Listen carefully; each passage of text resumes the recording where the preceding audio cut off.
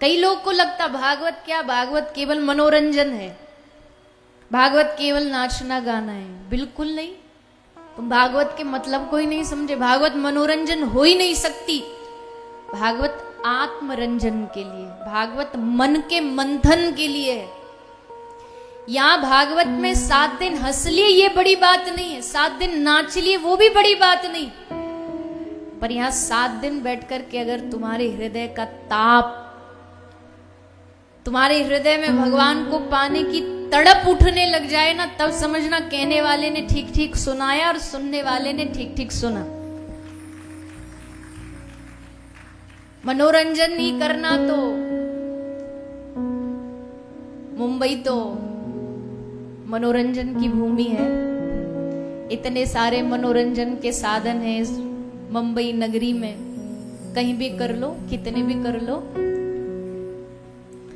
पर श्रीमद् भागवत जी मन के मंथन करने का काम करती है।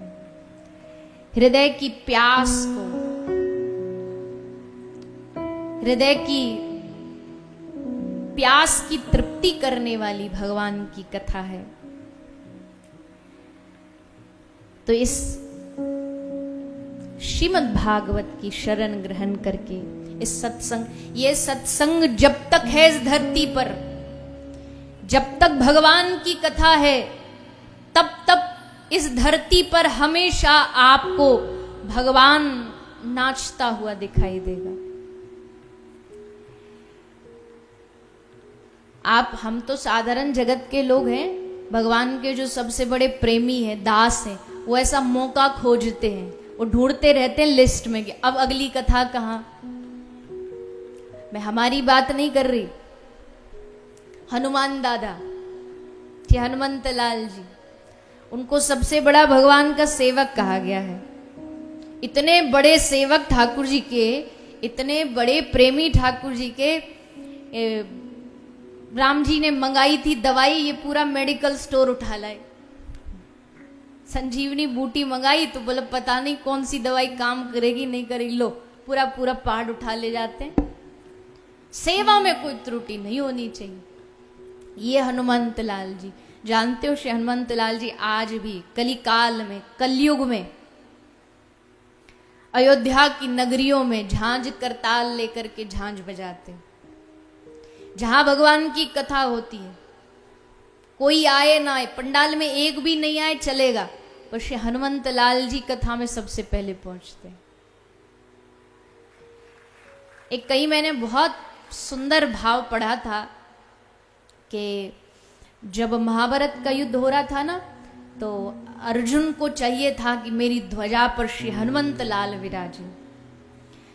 अतुलित बलधामम, जो हमारे ध्वजा पर विराजमान होंगे तो फिर हार तो हो ही नहीं सकती। तो भगवान कृष्ण को आग्रह किया कि प्रभु आप ही अप्रोच लगा के निवेदन करो। ठाकुर जी बोले चल मेरे साथ। पकड़ा अर्जुन को, पहुंच गए, हनुमान जी के पास ले गए। हनुमान जी को जाके कहा, हनुमान जी ये बालक चाहता है कि आप इसके ध्वजा पर बैठो, विराजमान हो जाओ, इसको अच्छा लगेगा। हनुमान जी ने कहा हमारा क्या फायदा। राम जी बोले आप बताइए आपको क्या चाहिए। बोले हमको एक फायदा चाहिए, हम एक जगह रुक नहीं सकते, और रुकेंगे तो हमारी एक शर्त है, हमें चाहिए सत्संग। तो बताओ वहां सत्संग मिलेगा सुनने को? ठाकुर जी बड़ी जोर से हंसे। ये युद्ध भूमि में वहां लड़ना भिड़ना होगा कि सत्संग होगा? और अगर ये सारे सत्संग सुनने वाले ही होते तो लड़ते काहे को? हनुमान जी बोले देखो जी हमारी तो शर्त है, जहां सत्संग होगा हम वहीं जाएंगे। अगर तुम्हारी युद्ध भूमि में सत्संग हो तो हम चलेंगे, और नहीं हो तो जैसी आ रहा। ठाकुर जी बोले देखो आपको तो लेके जाना पड़ेगा, कोई नहीं, भगवान ने कहा व्यवस्था हम करेंगे सत्संग की।